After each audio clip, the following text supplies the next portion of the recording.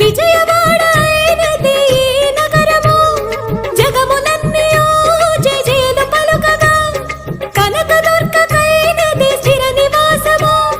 మేలిమి బంగారు ముద్ద పసుపు కలగలిపిన వెన్నెల మోము, కోటి కోటి ప్రభాతాల అరుణమయే కుంకుమ, అమ్మ మనసు బడి అడిగి ధరించిన కృష్ణవేణి ముక్కు పొడక, ప్రేమ కరుణ వాత్సల్యం కురిపించే దుర్గ రూపం,